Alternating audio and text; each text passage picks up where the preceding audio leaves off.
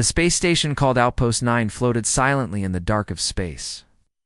It was a cold place made of silver walls, blinking lights, and long metal hallways. Only the sound of machines filled the air. It was not a place for children. It was a place for soldiers, guards, scientists. Outpost 9 had one purpose: to hold the most dangerous alien prisoner ever caught by humans. That prisoner was a giant alien dragon. His name was Drakkar. Drakkar was not like the dragons from Earth's fairy tales. He had 4 legs and 2 wings, but his body was covered in thick black scales that shone like armor. His eyes were bright red, like fire burning behind glass. His teeth were long and sharp. Claws could tear through steel. And his voice, when he chose to speak, could shake the floor. He didn't speak much now. He didn't move much either. Just sat at the back of his cell, staring at the wall, silent as a stone statue. The guards were afraid of him. Even though Drakkar had been locked inside a strong energy cage for months, no one ever walked near it. No one wanted to be the next one to make him angry, because once, long ago, someone did. That person never walked again. They called him many names: the Black Flame, the War Beast, the Alien Dragon. But no one really knew who or what he was. Some believed he was a weapon created by an alien empire. Others said he came from a dying world far beyond the galaxy. No one truly knew the full story. All they knew was that Drakkar had once fought in the Great War between humans and the Dragonkin species, known as the Zarnok. He had burned ships, crushed tanks, roared across battlefields. But when the war ended, Drakkar was captured by a human team and brought to this station. They expected him to fight, but he didn't. He just surrendered. That confused the scientists. They ran tests on him, scanned him, took blood samples, but he never resisted, simply sat, quiet and still, and said nothing. Why won't he speak? One scientist asked another. He's waiting, said an older man. For what? We don't know. Drakkar's cell was deep underground in the lowest level of the station. It had thick walls made from a rare space metal, and it was surrounded by glowing blue energy fields. Security drones hovered nearby, always watching. Red lights blinked. Above the doors, a voice repeated every hour: warning, do not approach the cell. Level 5 threat. Subject is unstable. But Drakkar didn't care about the lights, the drones, or the voices. He didn't care about the humans watching him. He had already accepted the silence. He thought of the war, thought of the burning skies, of the one human who once stood beside him, the one who had smiled at him, the one who had taught him words in a new language. She had called him kind. She had believed, had a soul. But she was gone now, and Drakkar, the mighty dragon of the Zarnak, sat in chains of light. One day, 2 guards passed by the cell on their patrol. One was young and nervous. The other was older, with a scar across his cheek. Do you think he even knows we're here? The young one whispered. Oh, he knows, said the older guard. He just doesn't care anymore. Suddenly Drakkar moved. Just his head slow and smooth. His eyes glowed brighter, looked directly at them. The younger guard dropped his weapon. Let's go, said the older one quickly, pulling him away. Don't make eye contact. As they rushed off, Drakkar turned back to the wall. His eyes dimmed again. He remembered her voice. Small voice. Soft, kind. You are not a monster, she once said. That voice haunted him now in the control room above the prison sector. A group of officers and scientists watched Drakkar on screens. A man named Commander Reed stood with his arms crossed. He's still just sitting there, a woman said. The thing hasn't moved in 3 days. He's waiting for something, Reed said, or someone. The room fell silent. Later that night, as the stars glowed outside the large glass windows of the space station, something changed. A small ship arrived. It wasn't a warship. It wasn't full of soldiers. It was just a cargo transport, old and dusty, docked slowly. A man stepped out, followed by a little girl with curly brown hair and wide eyes. The man's name was Tom. He was an engineer, assigned to work on the power systems of Outpost 9. He was quiet and careful. He had once been a soldier but left. The war behind. The girl's name was Mina. She was only 7 years old. She had never seen a space station before. Everything amazed her: the flashing lights, the heavy doors, the floating cleaning bots. She smiled and pointed at everything. Tom looked tired. "Mina, stay close. This is not a place to run around." "Okay," she said, skipping along. As they walked deeper into the station, Mina passed by a locked door with red lights above it. She stopped. "What's in there?" she asked. Tom paused. "Nothing you need to worry about." "Is it dangerous?" "Yes." "Is it a monster?" Tom looked down at her. "Some people think so." Mina tilted her head. "But do you?" Tom didn't answer. He simply took her hand and walked away. Behind that locked door, deep down below the floors, Dracker slowly lifted his head again. He blinked once. His eyes narrowed. He had heard something. A voice. Small, kind, familiar. He didn't know it yet. But everything was about to change. The next morning, Outpost 9 was busier than usual. Engineers worked on broken systems. Droids buzzed around the halls. Security teams checked every corner. Even though it looked calm, everyone knew the truth. This place held a living weapon. Deep below, the alien dragon called Dracker. Most people avoided talking about him. They passed by his cell without looking. Even the bravest guards didn't walk close to his door, but not everyone on Outpost 9 was afraid. Someone had just arrived who didn't know fear. A little girl named Mina. She was only 7 years old. Her eyes were full of wonder. She had never seen space before this. She had never seen a real alien either. She wore a small red coat and carried a stuffed animal shaped like a rabbit. Her curls bounced as she walked. Mina was the kind of child who asked many questions and never stayed quiet for long. Her guardian. Tom walked beside her with a tired look. He worked as an engineer and was responsible for fixing the station's aging power systems. He wasn't ready to take care of a child while working in space, but life had brought him here, and he did his best. "Stay close to me," Tom said, holding a toolbox in one hand and Mina's small hand in the other. "This place is not a playground," Mina said. "But why are there so many? Red lights and cameras? It's for safety," Tom said. "Outpost 9 has rules." "Why?" "Because ... never mind. Just follow the rules." Tom dropped her off at the crew living area, where a small room had been set up for her. There were books, simple games, and a screen to watch Earth videos. Mina looked around, then sat on the bed. But her eyes wandered to the hallway outside. There were many doors. Most of them were locked. One of them, far at the end, had 2 guards standing beside it and red lights blinking overhead. That door caught her. Tension. She didn't know what was behind it, but something inside her heart whispered, "Go there." Later that day, while Tom was busy in the power room fixing broken wires, Mina carefully left her room. She walked slowly through the metal hallway, her little boots clicking on the floor. None of the adults noticed her. They were too busy with their work. The hallway felt quiet, almost empty. When Mina reached the end of the hallway, she stopped. In front of the red-lit door, there were signs on the wall. Warning. Level 5. Threat: do not approach, no entry without command approval. Mina frowned. "Why are they calling someone a threat?" she whispered to herself. "That's not very nice." There were no guards, now probably switched shifts. Slowly, she stepped closer. There was a large window beside the door. She stood on her tiptoes and peeked through the glass. What she saw made her eyes grow wide. Inside the room was a huge, dark shape. It lay still in the corner. At first, she thought it was a shadow, but then it moved. The dragon's head slowly lifted to glowing red. Eyes met hers. Mina gasped. The alien dragon looked at her, but didn't growl, didn't roar. He just stared, and Mina stared back.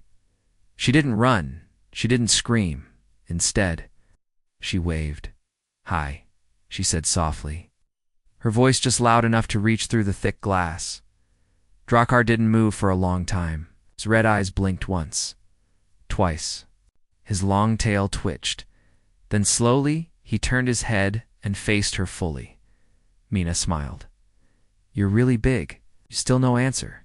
You look lonely, she added. Draker's body gave off a quiet heat. The glowing energy walls of his cage flickered slightly. The air around him shimmered. He stepped forward just one step and sat near the edge of the field. His claws tapped against the floor gently. He didn't growl, he didn't roar. He simply listened. Mina sat cross-legged on the floor outside the glass. She pulled her stuffed rabbit into her lap and began talking. She had found a new friend. My name's Mina. I'm not from space. I came from Earth. It's blue and has trees. And oceans. I like to draw. And I love ice cream. The dragon tilted his head like he was trying to understand. Mina continued. People told me you were dangerous, but you don't look scary. You look sad. For the first time in months, Dracker made a sound. Not a growl, not a roar. A deep hum. Soft like thunder far away. It was not angry, it was ... calm. That night, Tom returned to her room and found her already asleep. Her stuffed rabbit lay on her chest. Ow! And there was a drawing beside her pillow. It showed a big dragon with wings and a small girl sitting beside him, smiling. Tom stared at the drawing in silence. He picked it up. Frowning the next day, Mina went back. She didn't tell anyone. She waited until no one was looking. Then she slipped down the hall and sat by the glass window again. Draw was already there waiting. She smiled. Good morning. He blinked slowly in reply. I brought you another drawing, she said, holding up a picture. It's you and me flying through space. Draker looked at it, then looked at her. He didn't speak.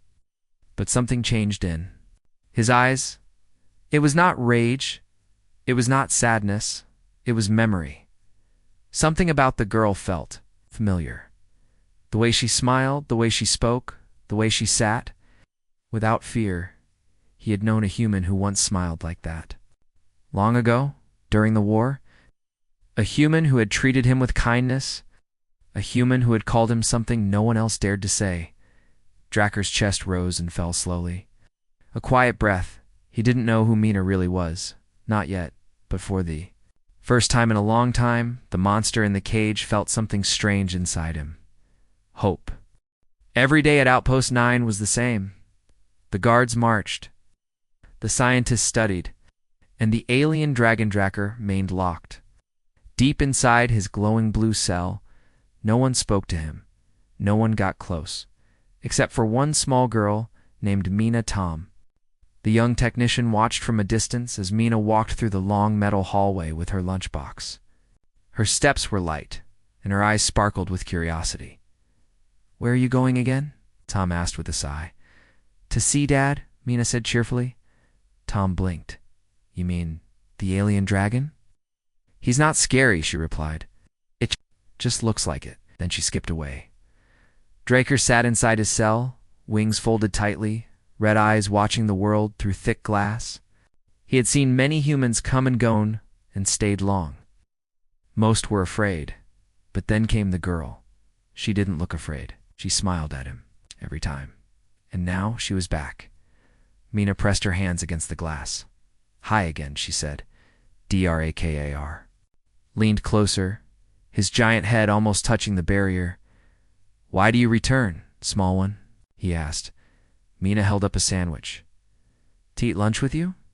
Dracker blinked. He had never met a human who shared food with him, day after day.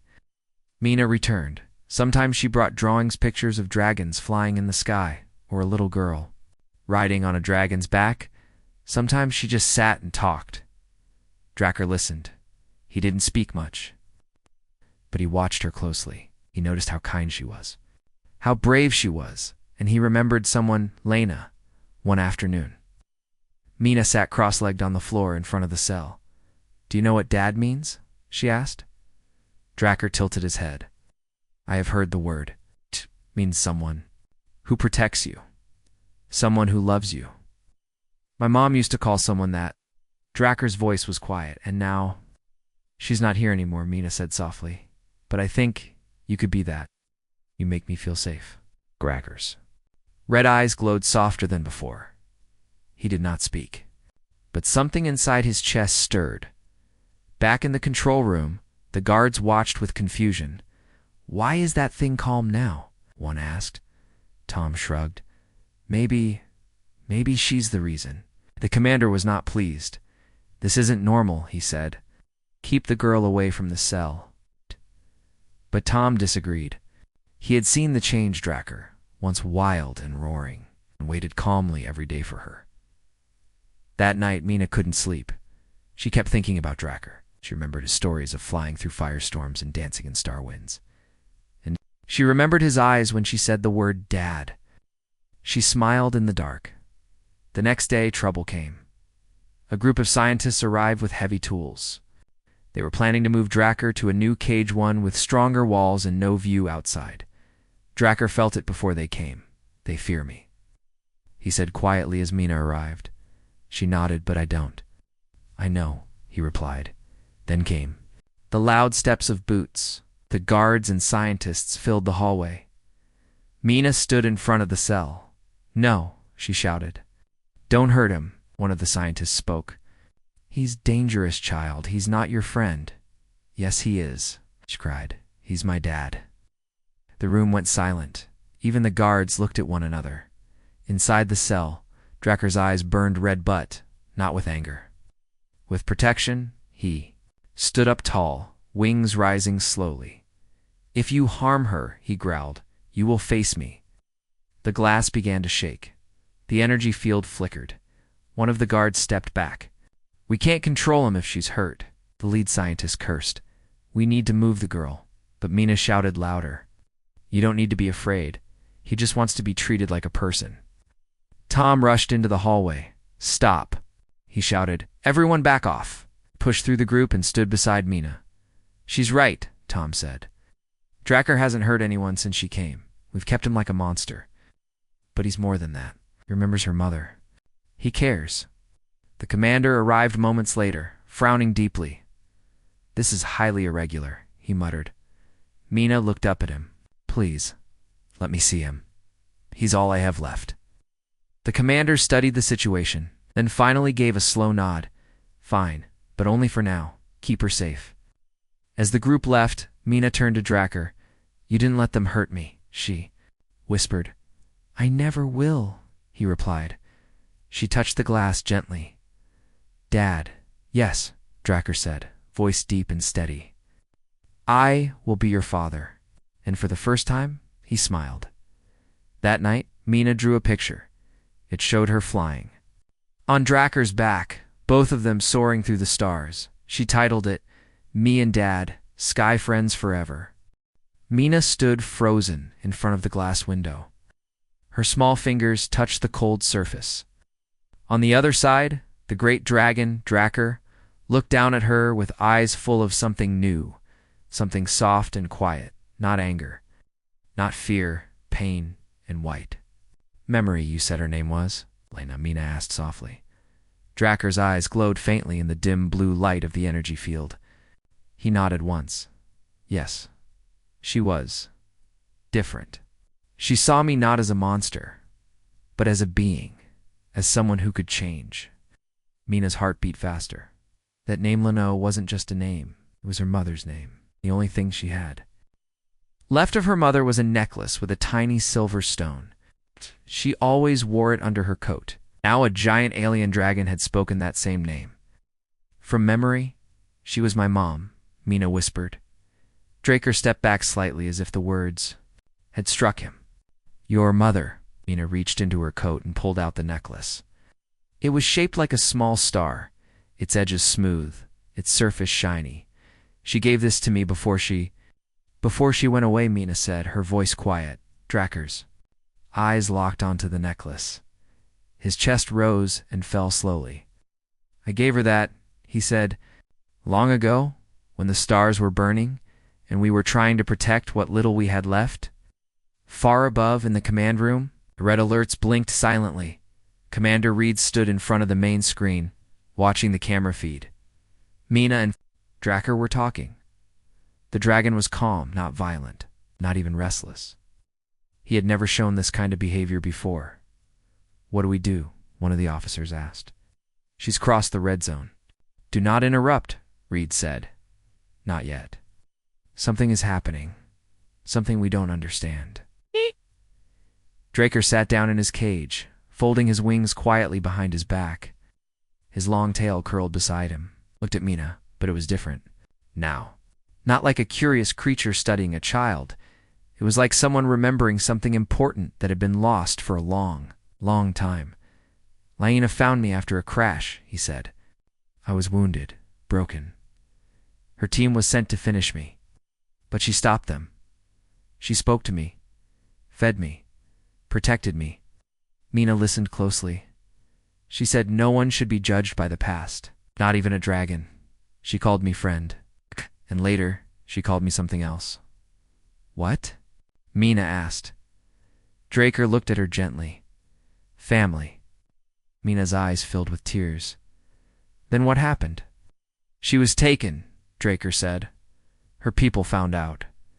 They thought she betrayed them. They moved her away, far from me. I never saw her again. A long silence passed between them. Mina wiped her face with her sleeve. She wasn't a traitor. She was brave. She always told me that peace is made with kindness, not weapons. Draker leaned closer to the glass. How much do you remember about her? Mina shook her head. Not much. I was small. She died when I was only 3. I only have this necklace. And her voice in my dreams. Draker growled, not in rage, but in grief. I searched for her, he said. I tried to find her after the war, but I was captured. They locked me away, I thought. I had failed her. Mina put her palm on the glass. You didn't fail her. She lives through me. Draker stared at her hand. Slowly, with great care, he lifted one massive claw and placed it gently on the other side of the glass. For a moment, girl and dragon sat like that, silent, connected by memory, by sorrow, and by something even stronger. Meanwhile, Tom sat alone, in his quarters, staring at Mina's latest drawing. In it, the dragon had wings spread wide, and a smiling girl sat on his back. Tom sighed. He knew he should stop her. He should report everything.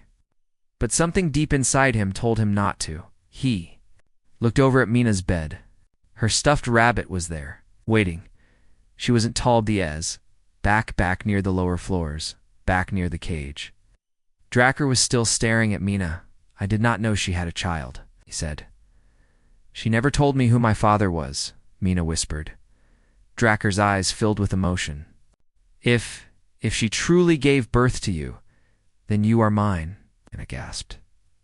You mean, I do not say it without thought, Draker said, but the way you speak, your smile, even the necklace.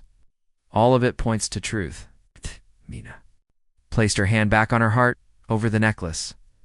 I always felt different, she whispered. Like something inside me didn't belong just to Earth. That is because it belongs to the stars, Draker said, his voice like quiet thunder. To both Earth and Zarnok. You are a child of 2 worlds. A tear rolled down Mina's cheek. So, you're really my dad? Draker nodded slowly. Yes, Starflower. Mina froze. That word .starflower. Her mother used to call her that. Before bedtime, in a soft voice, she never knew what it meant. She thought it was just a name from a dream. You called me Starflower, she said, barely able to speak. Draker's eyes softened. It is what I called your mother, is what she said she would call you. Mina broke into a smile, tears falling faster now. Dad, she whispered. In that moment, something inside Draker changed. The fire in his chest, buried for so long under pain and silence, burned with light again, not anger, not rage, but love. Suddenly, alarms began to beep. Red lights flashed. Doors began to slide shut. Tom turned the corner just in time to see security guards rushing toward the lower levels. What's happening? He asked. Unauthorized contact with the prisoner, someone shouted. Contain the child. Tom's eyes widened. Yeah. Down by the cage, a group of guards appeared with weapons raised. Step away from the glass. One shouted. Mina turned, frightened. Draker growled low, stepping between her and the soldiers. The energy walls flared bright blue. "Don't hurt her," Drecker roared. Guards aimed their weapons. Tom rushed in. "Stop! She's not in danger." "She's talking to it," a guard shouted. "She called him Dad," another said. Everyone froze, even the guards. Tom looked at Mina. "Is it true?" Mina nodded. "He's my father." And the mighty alien dragon stood tall behind her, no longer hiding. Who he was. The silence after Mina's words felt heavy. Even the blinking red lights seemed to pause. Guards stood frozen with weapons still raised. Some looked unsure. Others were shocked. But no one moved. No one spoke. Tom stood beside his little girl, trying to understand what he had just heard. "He's your father?" Tom asked, his voice low and shaky. Mina nodded. "He's the one, Mom. Mom always said I had a protector, a strong one. It was him. His name is Dracker." The alien dragon behind her stood tall, his wings folded, his glowing eyes calm. He didn't roar, he didn't growl, just looked at Tom. "I did not know," Draker said slowly. "Not until I saw her, not until I felt her voice. It was hers." Talina's Tom's throat felt dry. Lena was her name, my sister, Mina's mother. Now everything made sense. The way Mina always looked up at the stars. The way she said strange words in her sleep. The way she was drawn to the locked door without fear. Blood, family, it was inside her. Commander Reed arrived moments later. His boots echoed sharply in the hallway as he stepped past the guards. He looked at Dracker, then at Mina, then at Tom. "Get her away from the glass," he ordered. Tom hesitated. "Sir," I said. "Now." Two guards stepped forward. One of them gently reached for Mina's arm, but Dracker's chest rumbled. A deep sound filled with warning, not rage. "She is mine," he said firmly. "She is not a weapon. She is not your tool." The guards froze again. Commander Reed raised his hand. "Stand down. No one touches her yet." He turned to Tom. "Take the girl to her room. You and I will talk later." Tom crouched beside Mina. "Come on, sweetheart. Just for now." Mina looked back at Dracker. "It's okay," she said. "I'll be back." Dracker nodded once. "We'll wait." That evening, in a private chamber, Commander Reed met with top officers and scientists. A large screen behind them showed still images of Mina and Dracker. The dragon had never spoken so many words before, never moved so calmly, never trusted anyone. "This is impossible," one officer said. "An alien and a human had a child?" "It seems so," said Dr. Wen, the lead researcher. "Genetic tests would confirm it." "But what does this mean for the station? For Earth?" Commander Reed looked at the screen. "It means we have a new problem, or a new opportunity." Meanwhile, Tom sat on the edge of Mina's bed. Kate was curled up, holding her stuffed rabbit. Her eyes were red from crying. "Are they going to take him away?" she asked. Tom sighed. "I don't know, but I'll try to stop them. I don't want to lose him. I just found him." Tom looked at her. "Why didn't you tell me earlier?" "I thought you wouldn't believe me," she whispered. "No, one else did." Tom reached into his pocket and pulled out the old photo of Lena, his sister. He looked at her smile, so full of hope. "She believed in peace," he said. Even when everyone else gave up, Mina nodded. He believed in her, too. The next day, the Council of Officers gave a new order. Mina was not allowed near the prisoner again. The reason? Security risk? Guards were placed outside her room. The hallway to Dracker's cell was closed. Dracker noticed the silence immediately. Hours passed. Then a full day. Mina didn't come. He waited and waited, but she never arrived. The flame in his chest, once warm, now began to flicker in her room. Mina sat by the window, staring out into space. She wasn't angry. She was heartbroken. She missed him already on the third day. Something inside Dracker snapped. He had tried to be calm. He had tried to be silent, but now the pain was back. Same pain he felt when Lynea was taken from him. Not again, not this time. The walls of the cell began to shake. The blue energy field flickered. Lights above sparked. Metal groaned. Guards rushed to their stations. Alarms started ringing. "Contain the prisoner," someone shouted. But the energy field was struggling to hold. Inside, Draker was roaring not in fury, but in grief. Commander Reed watched from the control room, eyes narrowed. "He's unstable," one officer said. "Should we fire the shock weapons?" Reed raised a hand. "Wait," another officer shouted. "If the energy walls drop, he'll escape." But then the roaring stopped. The lights flickered back to normal. Inside the cage, Dracker stood still. Again, he looked tired, heavy. He lowered his head and sat back down. Because even the strongest dragon could be broken by silence. Tom couldn't take it anymore. He marched into Reed's office. "This is wrong," said. "She's a child. She did nothing wrong. And neither did he." Reed looked up. "He's a threat." "No, Tom," said he was a threat. But now he's a father. Reed leaned back. "Do you trust that monster?" Tom didn't answer right away. Then he said, "I trust my niece, and she trusts him." Later that night, Mina sat by her door. The guards outside were whispering. Then something slid under the door. A folded piece of paper. She opened it. Inside was a drawing. It showed her and Dracker standing side by side under the stars. And below it, written in shaky letters, "I will not leave. I will wait." Dad tears rolled down her cheeks. She hugged the paper tight to her chest, down in the prison. Draker sat in the dark, alone again, but not hopeless. He had someone waiting too. Outpost 9 was quiet that night.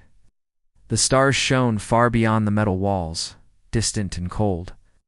Inside, the hum of machines and the soft footsteps of guards were the only sounds.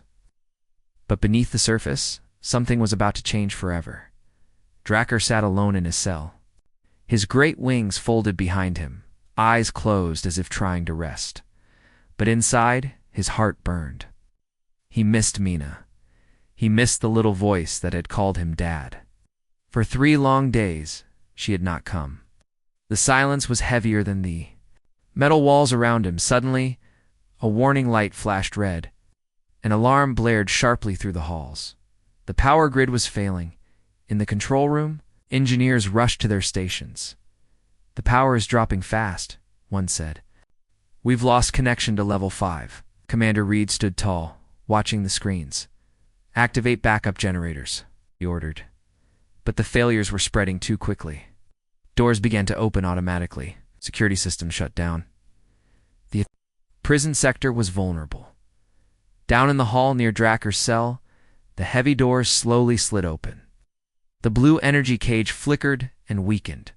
The guards rushed in, weapons ready. "Secure the prisoner," one shouted. But Dracker stepped out of the cage before the energy field could fully activate. He did not roar, did not attack. Instead, he stood tall, calm, but alert. At the same time, Mina was escorted down the hall by 2 guards. They were bringing her back to the living quarters after another warning from Commander Reed. Suddenly, the lights flickered. The hallway doors unlocked with a hiss. One guard swore. "What's going on?" Mina saw the door to Dracker's cell was open. She froze. "Wait." She called, "That's not safe." The other guard pushed her forward. "Come on." But Mina couldn't move. She looked back at the empty cell. Dracker took slow, careful steps down the hallway. His glowing red eyes scanned every corner. He could hear the sounds of confusion. He could feel the fear of the guards. But most of all, he could sense Mina's fear. He needed to find her. Mina slipped away from the guards as they tried to control the chaos. She ran toward the cell, her small boots pounding on the floor. "Dad," she shouted. Draca turned sharply, spotting her. Their eyes met. He lowered his huge head. Mina reached out and grabbed his claw. "It's okay," she said. "I'm here." The guards gathered behind them, weapons aimed, but uncertain. Tom arrived just in time. He held his hands up. "She's safe.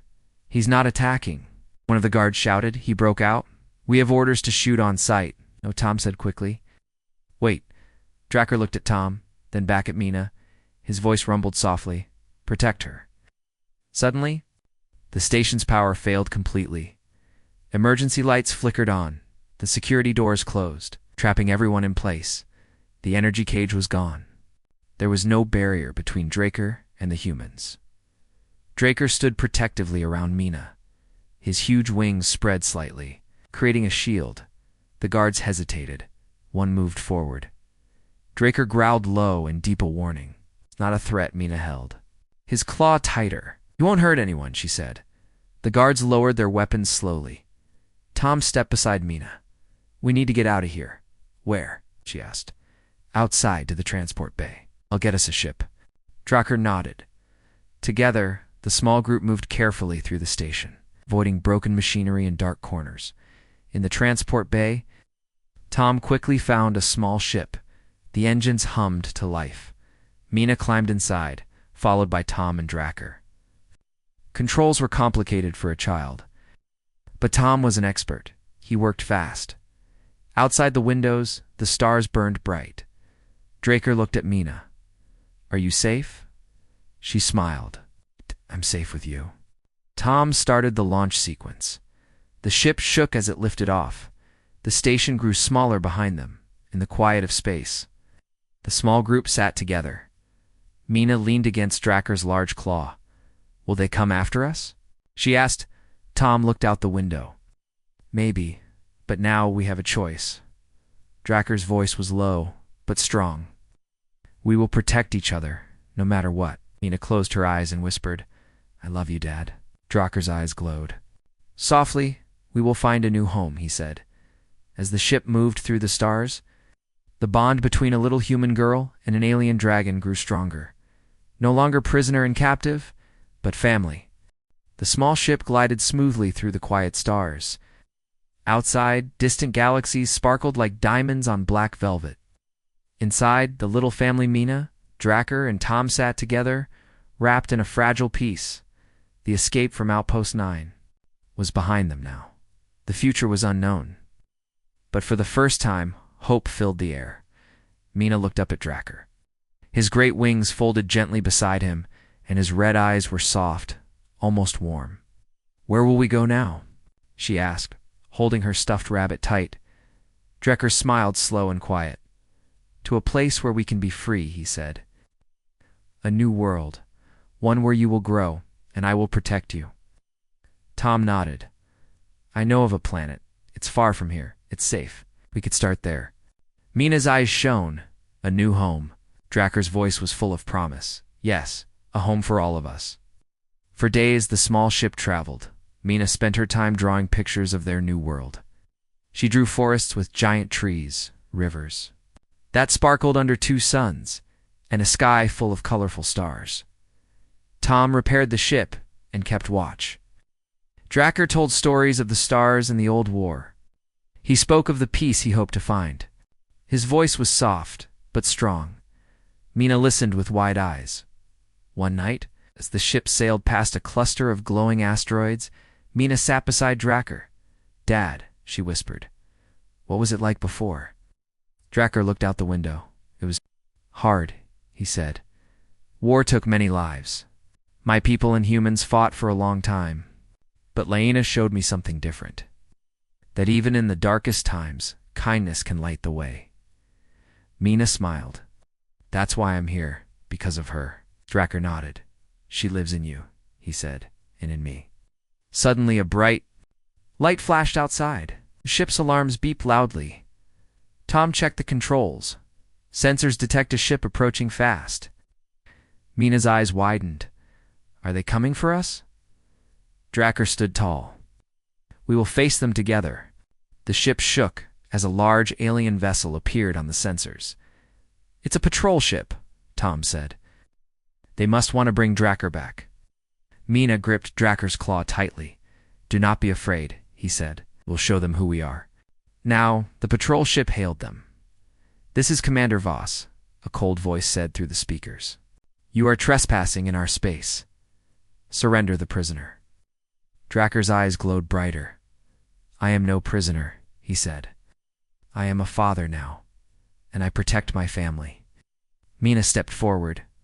I am Mina, she said clearly. The daughter of Drakkar and Lyaena. We seek peace. We will not fight. Commander Voss laughed. Peace is a weakness. You will come with us. Drakkar spread his wings. Then we must fly. The small ship raced through the stars, chased by the patrol ship. The engines roared. Mina held on as the ship darted through asteroid fields and narrow space tunnels. Tom worked the controls expertly. Dodging and weaving, Drakkar stood guard, ready to protect. Suddenly, patrol ship fired warning shots. We cannot outrun them. Forever, Tom said. Drakkar looked at Mina. Trust me, he said. With a powerful beat of his wings, Drakkar transformed. His body grew larger, stronger. His scales glowed with fierce light. He roared through the ship's speakers. The patrol ship slowed. Stunned by the show of strength, Commander Voss opened a channel. Why do you fight? Why not surrender? Drakkar's voice was calm but firm. Because family is stronger than fear. Mina stepped forward again. Please listen. We want peace. After a long moment, the patrol ship stopped. Commander Voss spoke again, quieter. We will talk. The meeting was tense but hopeful. Ria Ka spoke of old wars and new hopes. Mina shared stories of kindness and family. Commander Voss listened. In the end, a new agreement was made. Drakkar would be free to live with Mina and Tom. The patrol ship would protect them from other dangers. The small ship continued on its way. Mina looked at her father and smiled. We made a new beginning, she said. Drakkar nodded together. Tom joined their hands. Together. As stars passed by, the little family found hope among the vast universe.